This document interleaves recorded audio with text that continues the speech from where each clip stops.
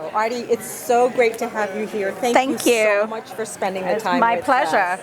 So we want to know what inspires your cooking style. My biggest inspiration is the farmer's market and seeing everything that's in season, from fruit to vegetables, those sorts of things. I mean, they excite me. If I see something I've never seen before, I'm like, I have to take this home. The cool thing now is that it used to be that if you had a question about how to make something, you either had to know somebody or you had to have the cookbook. But now, because we have it on our phones, everything is available to you. I love it. That's great. Well, what are your thoughts about food as medicine?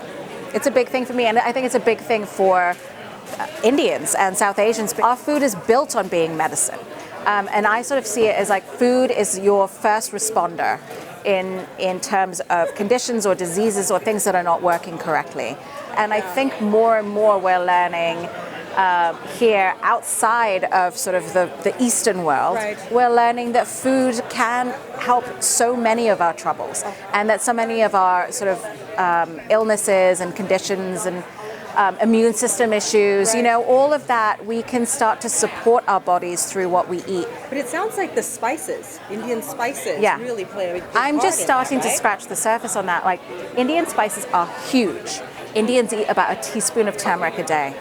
It's a lot, but the effect is that we have the lowest rates of cancer in the world. We have almost no sort of Alzheimer's. So these sorts of things, there's a connection between that. That's your maintainer, that's your healer, that's your feeder, So I think that maybe we need to make food more of our priority here and treat it as something sacred, a gift that is given to us to help us heal and lead healthy lives. How do you adapt the cooking from American recipes that might have a little more fat or less spices? I have a built-in recipe taster, which would be my husband. And so I have my own Indian sensibilities of how things are supposed to be, right? But I'm also trying to spread the good news about Indian food. And so if he has issues with it, and so now I'm like adapting my recipes so that, it becomes a little more alluring to the American palate. And that's why my cookbook is called An American Kitchen with an Indian Soul. Part of it is that I grew up in the Middle East. I grew up in Dubai, and I went to an English school, which is why I have this accent. And so that meant that all my friends were British.